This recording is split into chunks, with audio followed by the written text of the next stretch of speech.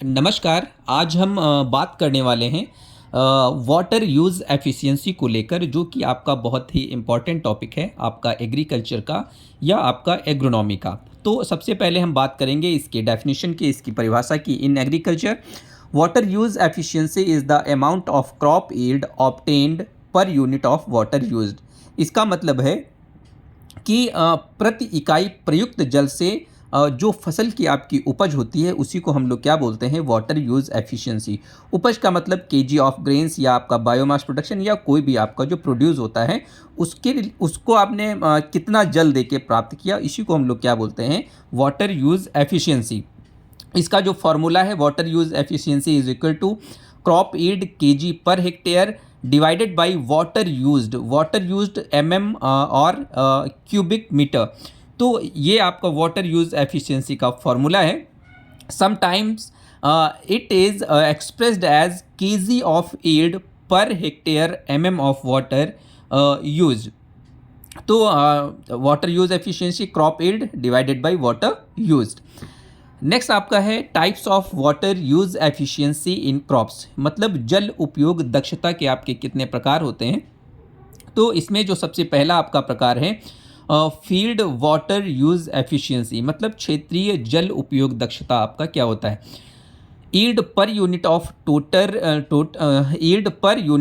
Total water. इसका मतलब ये है कि मतलब कुल जल जो आपका होता है, वो जल आपका वर्षा या सिंचाई या मिट्टी की नमी के प्रति इकाई पर उपज आपकी कितनी है, उसको हम लोग क्या बोलते हैं, फील्ड वाटर यूज़ एफिशिएंसी।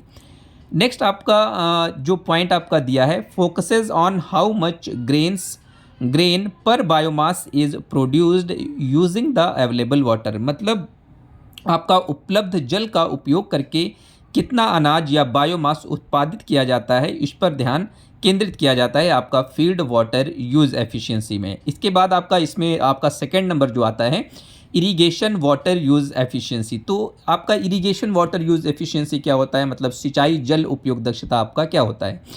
इसका मतलब यह है कि yield per unit of irrigation water applied. इसका मतलब है प्रति इकाई सिंचाई जल की उपज, मतलब प्रति इकाई सिंचाई जल की जो उपज होती है, उसी को हम लोग क्या बोलते हैं, irrigation water use efficiency. Important in irrigation planning and canal water management, मतलब जो आपका सिंचाई होता है, सिंचाई की जो आप योजना बनाते हैं इरिगेशन के लिए, जो आप प्लानिंग करते हैं, और जो आपका कैनाल वाटर मैनेजमेंट होता है, मतलब जो आपका नहर जल प्रबंधन है, उसमें ये आपका इरिगेशन वाटर यूज़ एफिशिएंसी एक महत्वपूर्ण भूमिका अदा करने का काम करता है। तो कहीं ना कहीं इरिगेशन वाटर यूज़ एफिशिएंसी भी हमारे एग्रीकल्चर पॉइंट ऑफ व्यू से बहुत ही ज़्यादा इम्पॉर्टेंट है। इसके बाद हम बात करते हैं सॉइल वाटर यूज़ एफिशिएंसी, मतलब मृदा जल उपयोग दक्षता आपका क्या होता है, yield per unit of soil water stored and utilized by crops, मतलब मिट्टी में संग्रहित एवं उपयोग किए गए जल की प्रति इकाई पर जो भी आपकी उपज होती है, उसको हम लोग क्या बोलते हैं, सॉइल वाटर यूज़ एफिशिएंसी। इसके बाद आपका नेक्स्ट आता है इकोनॉमिक वाटर यूज़ एफिशिएंसी, मतलब आर्थिक जल उपयोग दक्षता। आर्थिक जल उपयोग दक्षता का मतलब है नेट इनकम और मॉनेटरी रिटर्न्स पर यूनिट ऑफ वाटर यूज्ड, मतलब प्रति इकाई जल से प्राप्त शुद्ध आय या आर्थिक लाभ जो आपका होता है, उसको हम लोग क्या बोलते हैं, उसको हम लोग बोलते हैं इकोनॉमिक वाटर यूज़ एफिशिएंसी। तो ये भी दोनों आपके बहुत ही इम्पॉर्टेंट हैं वाटर यूज़ एफिशिएंसी की अगर हम बात करें उसको लेकर।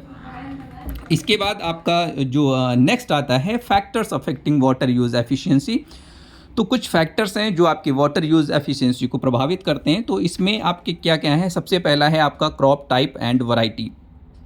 तो क्रॉप टाइप एंड वैरायटी में आपका क्या आता है, तो अगर हम क्रॉप टाइप की बात करें, तो क्रॉप टाइप में आपका मान लीजिए शोरगम है, मिलेट है, राइस इन वाटर एफिशिएंसी है। तो ये कहीं ना कहीं क्रॉप टाइप और वैरायटी को प्रभावित करते हैं आपके वाटर यूज़ एफिशिएंसी। डिफरेंट अगर वैरायटीज़ हैं, डिफरेंट वैरायटी की अपनी अपनी वाटर यूज़ एफिशिएंसी होती है। डिफरेंट आपकी क्रॉप्स हैं, डिफरेंट क्रॉप्स का अपना अपना वाटर यूज़ एफिशिएंसी होता है। इसके बाद हम नेक्स्ट अगर बात करें क्लाइमेटिक जो कंडीशंस हैं, क्लाइमेटिक कंडीशंस भी कहीं ना कहीं वाटर यूज़ एफिशिएंसी को प्रभावित करती हैं। जैसे आपका टेम्परेचर है, ह्यूमिडिटी है, रेनफॉल है। टेम्परेचर, ह्यूमिडिटी, रेनफॉल भी आपके वाटर यूज़ एफिशिएंसी को प्रभावित करते हैं। जैसे आपका टेम्परेचर अगर ज़्यादा होगा तो उसका जो वाटर यूज़ एफिशिएंसी है कहीं न कहीं अफ़ेक्ट होता है, और ह्यूमिडिटी आपका अधिक है तो कहीं न कहीं वो भी आपके वाटर यूज़ एफिशिएंसी को अफ़ेक्ट करता है, और जो आपका रेनफॉल है वो भी आपके वाटर यूज़ एफिशिएंसी को अफ़ेक्ट करता है। सॉइल प्रॉपर्टीज़ में जैसे आपका टेक्सचर है, इनफिल्ट्रेशन है, वाटर होल्डिंग कैपेसिटी है, तो ये भी जो आपके फैक्टर्स हैं, ये भी फैक्टर्स आपका जो वाटर यूज़ एफिशिएंसी है उसको प्रभावित करने का काम करते हैं। अगर हम एग्रोनॉमिक प्रैक्टिसेस की बात करें, जैसे आपका टिलेज है, मल्चिंग है, क्रॉप जियोमेट्री है, फर्टिलाइज़र यूज़ है, तो ये भी आपकी एग्रोनॉमिक प्रैक्टिसेस हैं, ये भी आपकी बहुत ही ज़्यादा इंपॉर्टेंट प्रैक्टिसेस हैं जो आपकी वाटर यूज़ एफिशिएंसी को प्रभावित करती हैं। इसके बाद आपका बात करें हम इरिगेशन मेथड्स की, तो इरिगेशन मेथड्स जो आपके हैं, ड्रिप है, स्प्रिंकलर है, सरफेस इरिगेशन मेथड है, तो ये भी आपके वाटर यूज़ एफिशिएंसी को प्रभावित करते हैं। अगर हम इरिगेशन मेथड्स की बात करें तो जो सबसे ज़्यादा वाटर यूज़ एफिशिएंसी जिस इरिगेशन मेथड की है वो आपका क्या है, ड्रिप इरिगेशन मेथड, इसके बाद स्प्रिंकलर है, इसके बाद जो आपका है सरफेस इरिगेशन मेथड है। नेक्स्ट अगर हम बात करें practices to improve water use efficiency, ऐसी क्या क्या चीज़ें आप कर सकते हैं जिससे आप कहीं ना कहीं वाटर यूज़ एफिशिएंसी को इंक्रीज़ कर सकते हैं। तो इसमें सबसे पहले अगर फील्ड लेवल की हम बात करें तो फील्ड लेवल पे सबसे ज़्यादा आपका एक सबसे ज़रूरी पॉइंट आपका क्या है, मल्चिंग, मतलब रिड्यूसेस इवेपोरेशन लॉसेस। तो मल्चिंग अगर आप लोग करते हैं तो ये कहीं ना कहीं इवेपोरेशन लॉसेस का मतलब है कि आपका जो वाटर है वेपर फॉर्म में कन्वर्ट होकर आपके एटमॉस्फेयर में जाता है। वो कहाँ से जाता है, वो आपका लैंड सरफेस से या आपके जो भी जितने भी आपके वाटर रिसोर्सेज हैं वहाँ से जाता है। नेक्स्ट अगर हम बात करें proper tillage and residue management, तो अगर उचित जुताई एवं अवशेष प्रबंधन अगर आप अच्छे से करते हैं तो कहीं ना कहीं आप वाटर यूज़ एफिशिएंसी को इम्प्रूव कर सकते हैं। इसके बाद नेक्स्ट आपका है क्रॉप रोटेशन विद लेग्यूम्स, तो अगर लेग्यूम्स को लेकर आप क्रॉप रोटेशन करते हैं, दलहनी फसलें आप उगाते हैं, तो ये भी कहीं ना कहीं आपके वाटर यूज़ एफिशिएंसी को इम्प्रूव करते हैं।